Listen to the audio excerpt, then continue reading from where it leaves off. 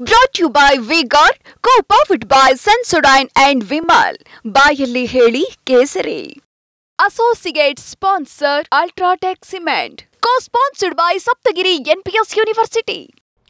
Kidnap ಪ್ರಕರಣ H D. Revanna ಪತ್ನಿಯನ್ನ ಕಾಡುವುದಕ್ಕೆ ಶುರು ಮಾಡಿದೆ. ಹೀಗಾಗಿ ನಿರೀಕ್ಷಣಾ ಜಾಮೀನು ಕೋರಿ ಕೋರ್ಟ್ಗೆ ಅರ್ಜಿ ಸಲ್ಲಿಸಿದ್ದಾರೆ. ಇಂದು ಅರ್ಜಿಯ ವಿಚಾರಣೆ ನಡೆಯಲಿದೆ. ನಿನ್ನೆ ಕೋರ್ಟ್ನಲ್ಲಿ ಏನೆಲ್ಲ ವಾದ ಮಂಡಿಸಿದ್ರು ಅನ್ನೋದರ ಕಂಪ್ಲೀಟ್ ರಿಪೋರ್ಟ್ ಇಲ್ಲಿದೆ.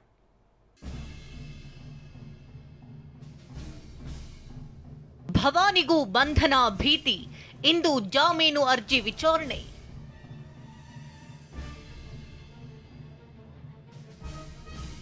ಭವಾನಿ ರೇವಣ್ಣ ಜಾಮೀನು ಅರ್ಜಿಗೆ ಆಕ್ಷೇಪಣೆ ಸಲ್ಲಿಸುತ್ತಾ SIT.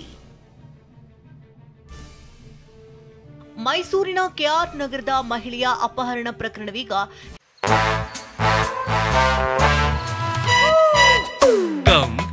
Come, my love, please don't say no, baby. Come, my love. V-Guard ನ air coolers extra large cooling pad ನೊಂದಿಗೆ ಇದು ಎಂತೆಂಥವರನ್ನು ಕೂಲ್ ಆಗಿಸುತ್ತೆ. V-Guard air coolers, long lasting cooling. H D. Revanna ಪತ್ನಿಯನ್ನು ಕಾಡುವುದಕ್ಕೆ ಶುರು ಮಾಡಿದೆ. ಮಹಿಳೆಯನ್ನ ಅಪಹರಿಸಿದ ಆರೋಪದ ಮೇಲೆ ರೇವಣ್ಣ ಜೈಲಿಗೆ ಹೋಗಿ ಜಾಮೀನಿನ ಮೇಲೆ ಹೊರಬಂದಿದ್ದಾರೆ. ಪ್ರಜ್ವಲ್ ರೇವಣ್ಣ ಬಂಧನವೂ ಖಚಿತವಾಗಿದೆ. ಮಹಿಳೆಯನ್ನ ಕಾರಿನಲ್ಲಿ ಕರೆದೊಯ್ದ ಆರೋಪದಡಿ ಭವಾನಿ ಕಾರು ಚಾಲಕ ಅಜಿತ್ಗೂ ಎಸ್ಐಟಿ ನೋಟಿಸ್ ನೀಡಿದೆ. ಹೀಗಾಗಿ ಪ್ರಕರಣ ತಮಗೂ ಉರುಳಾಗಬಹುದು ಅನ್ನೋ ಆತಂಕ ಭವಾನಿ ರೇವಣ್ಣಗೆ ಕಾಡ್ತಿದೆ. ಹೀಗಾಗಿ ನಿರೀಕ್ಷಣಾ ಜಾಮೀನು ಕೋರಿ ಕೋರ್ಟ್ಗೆ ಅರ್ಜಿ ಸಲ್ಲಿಸಿದ್ದಾರೆ.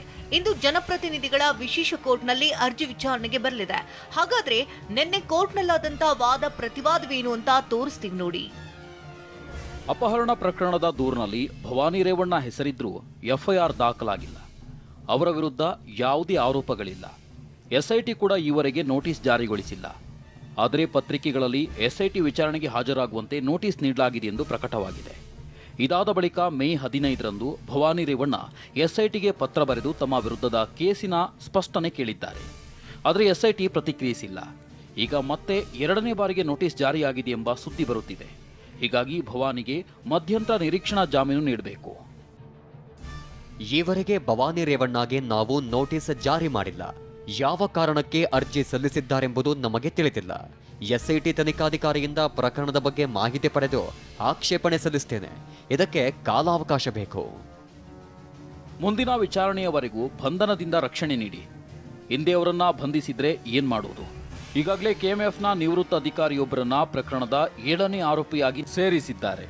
ಎಸ್ಐಟಿ ದೂರು ನೀಡಿದ್ದವರನ್ನು ಆರೋಪಿಯಾಗಿಸಲು ಯತ್ನಿಸುತ್ತಿದ್ದಾರೆ.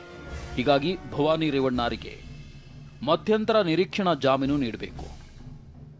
ಎಫ್ಐಆರ್ನಲ್ಲಿ ಅರ್ಜಿದಾರರನ್ನ ಆರೋಪಿಯನ್ನಾಗಿಸಿಲ್ಲ, ನೋಟಿಸ್ ನೀಡಿಲ್ಲ. ಎಫ್ಐಆರ್ನಲ್ಲಿ ಸೇರಿಸದೆ ಬಂಧಿಸಬಾರದು ಎಂಬ ನಿಯಮವಿಲ್ಲ ಎಂಬುದು ನಿಜ. ಆದರೆ ಬಂಧನದ ಭೀತಿಯ ಬಗ್ಗೆ ಏನಾದರೂ ದಾಖಲೆ ಬೇಕು. ಎಸ್ಐಟಿ ಮೊದಲು ಆಕ್ಷೇಪಣೆ ಸಲ್ಲಿಸಲಿ.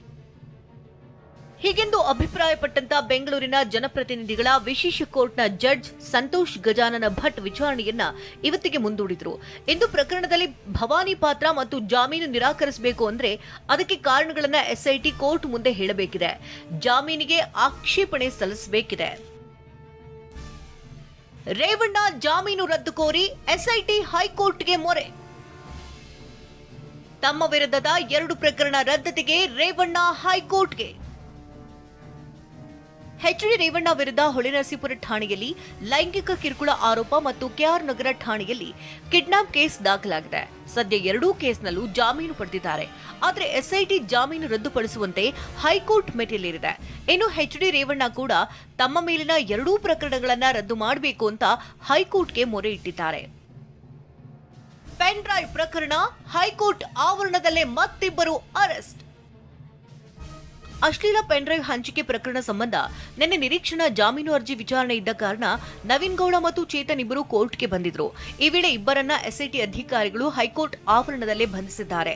ಹಾಸನಕ್ಕೆ ಕರೆದೊಯ್ದು ಮಹಜರು ಮಾಡಿದ್ದಾರೆ. ಬೆಂಗಳೂರಿನಿಂದ ರಮೇಶ್ ಮತ್ತು ಪ್ರಜ್ವಲ್ ಜೊತೆ ಮಂಜುನಾಥ್, TV9 ಹಾಸನ.